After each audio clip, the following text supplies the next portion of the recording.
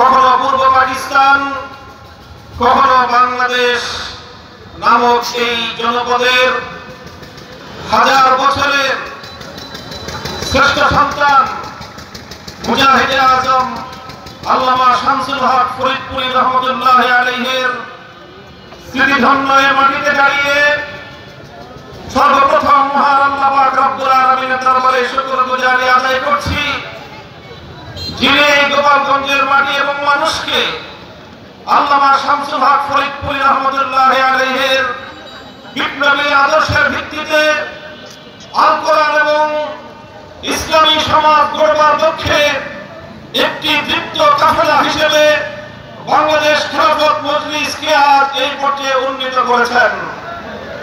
আমরা স্বপ্ন দেখতে পারি ইনশাআল্লাহ আগামী গোপালগঞ্জ হবে ইসলামের গোপালগঞ্জ, আগামী গোপালগঞ্জ হবে আল্লামা শামসুল হক ফরিদপুরি আদর্শ প্রতিষ্ঠিত গোপালগঞ্জ। আগামী গোপালগঞ্জ হবে এই জমিন থেকে সমস্ত জাহিলিয়াত, সকল বর্বরতা, অন্যায়, জুলুম এবং ফ্যাসিবাদের বিরুদ্ধে রুখে দাঁড়ানোর এক নতুন গোপালগঞ্জ। সংগ্রামী সাথী ও বন্ধুগণ, আমি আজ ওই সকল বীর শহীদদেরকে স্মরণ করছি। পিলখানা, শাপলা চত্বর 2024-এর জুলাই বিপ্লবে যে সকল শহীদের রক্তের উপর দাঁড়িয়ে আজ বাংলাদেশের মানুষ স্বাধীনভাবে বসবাস করার সুযোগ পাচ্ছে, বাংলাদেশের মানুষের কাজের উপর চেপে বসা ফ্যাসিবাদী শক্তি উৎখাত হয়েছে এবং বাংলার মানুষ আগামী দিনে ইনসাফ ভিত্তিক একটি সমাজ গড়বার স্বপ্ন দেখছে। সংগ্রামী সাথী ও বন্ধুগণ, আমরা অত্যন্ত ব্যাখ্যাহীন ভাষায় বলতে চাই, এদেশের মানুষ অনেক সংগ্রাম করেছে, অনেক লড়াই করেছে, অনেক আধিপত্যবাদের বিরুদ্ধে লড়াইয়ের মধ্য দিয়ে আজ বাংলাদেশকে এ পর্যায়ে এসে উপনীত হতে হয়েছে। আমরা লড়াই করেছি 19 শতকের গোড়ার দিকে, 20 শতাব্দীর গোড়ার দিকে কলকাতার দাদাবাবুদের আধিপত্যবাদের বিরুদ্ধে লড়াই করে কলকাতার আধিপত্যকে খর্ব করে ঢাকার উত্থান ঘটিয়ে এই পূর্ববঙ্গের জনপদে মুসলিম জাতিসত্তা গঠন করবার জন্য আমাদের পূর্বপুরুষরা লড়াই করেছেন। আমাদের পূর্বপুরুষরা 1947 সালে সেই দিল্লির আধিপত্যবাদকে অস্বীকার করে একটি মুসলিম জাতিসত্তার ভিত্তিতে দেশ গড়বার লক্ষ্যে একটি স্বাধীন সার্বভৌম মুসলমানদের জনপদ হিসেবে এই পূর্ব পাকিস্তান নামক এই জনপদকে তারা দিল্লির আধিপত্য থেকে মুক্ত করেছে।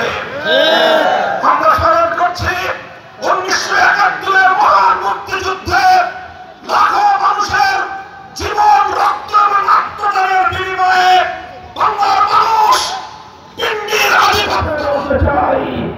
72-এর ভারতীয় আধিপত্যবাদী বন্দোবস্তে আগামী বাংলাদেশ চলতে পারে না।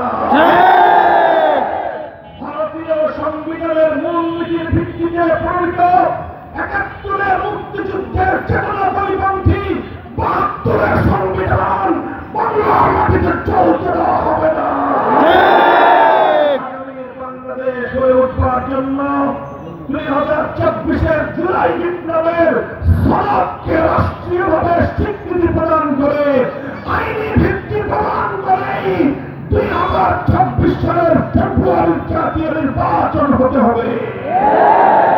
সংগ্রামী সাথী ও বন্ধুগণ, জুলাই বিপ্লবের ছাত্র জনতা এদেশের শাহাদাত বরণকারী আবাল বৃদ্ধ সহস্রাধিক প্রাণের অযুত প্রাণের রক্তের বিনিময়ে দ্বিতীয় স্বাধীনতার যে স্বাদ বাংলার মানুষ উপভোগ করতে শুরু করেছে, এটাকে পূর্ণাঙ্গতা পর্যন্ত পৌঁছে দেওয়াই আমাদের আগামী দিনের সংগ্রাম।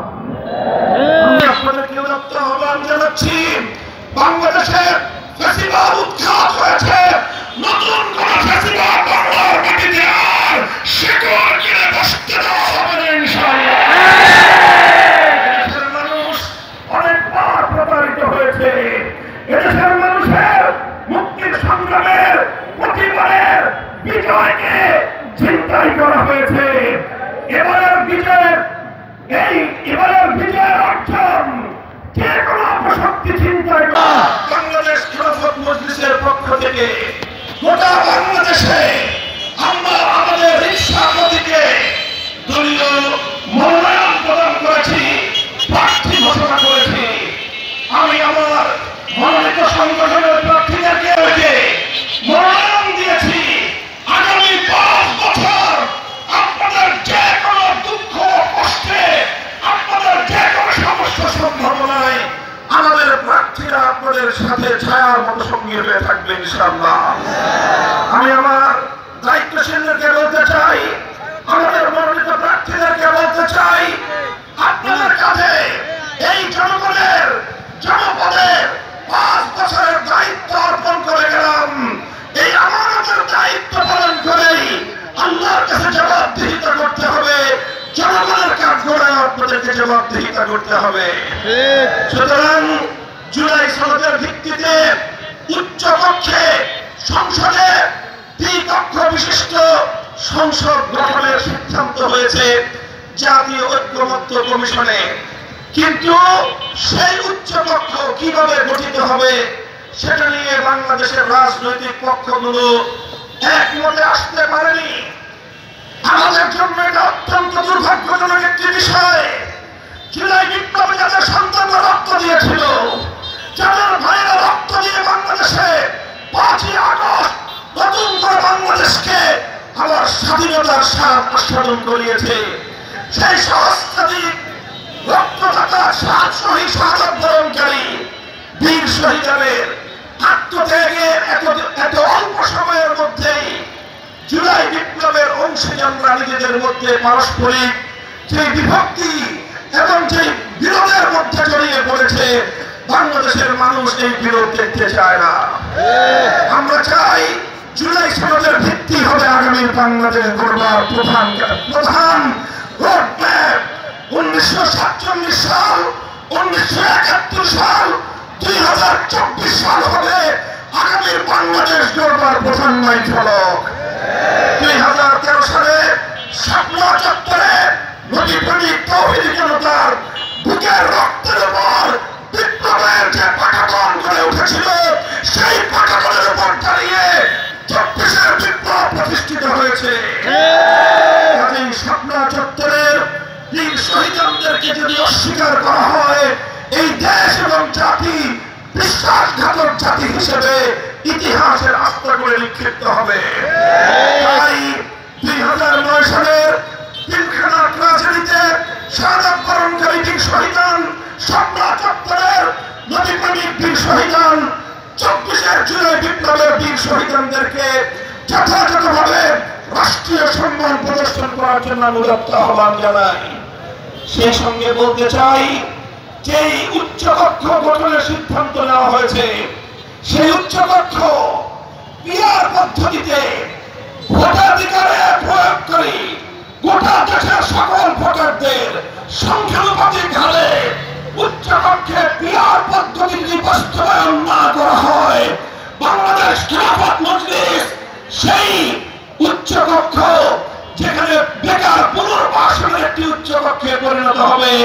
পিআর পদ্ধতি ছাড়া বেকার পুনর্বাসনের উচ্চকক্ষ বাংলাদেশের জনগণের ট্যাক্সের কাঁধের উপর বসতে দেওয়া হবে না ইনশাআল্লাহ। সংগ্রামী সাথী ও বন্ধুগণ, আজ বাংলাদেশে এখনো নির্বাচনের পরিবেশ সৃষ্টি হয়নি। নির্বাচন ঘনিয়ে এসেছে, লেভেল প্লেইং ফিল্ড তৈরি হয়নি।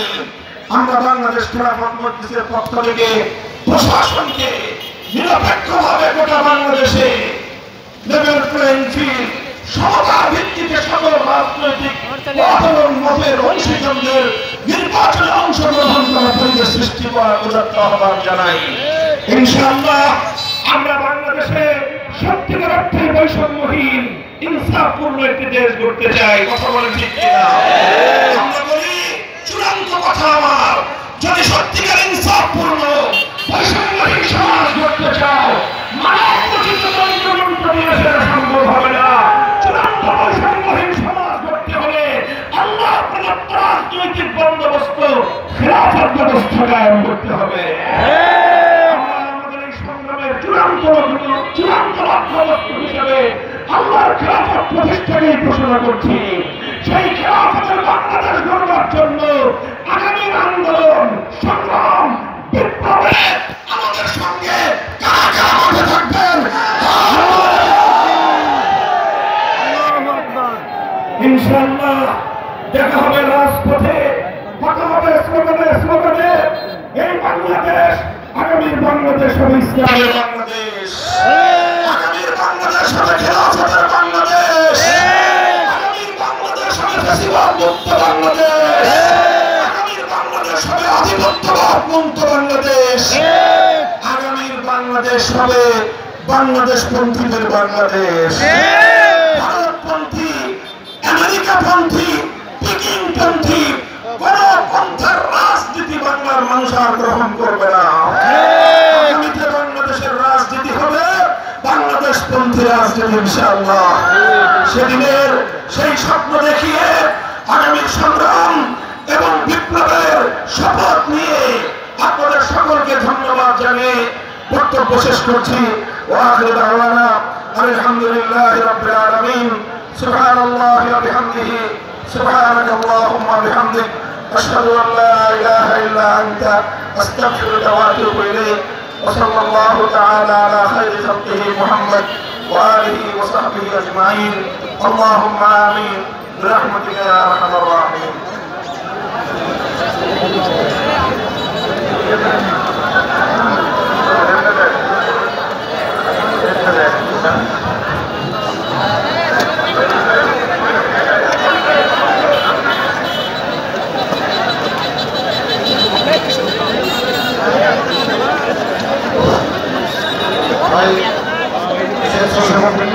Gracias.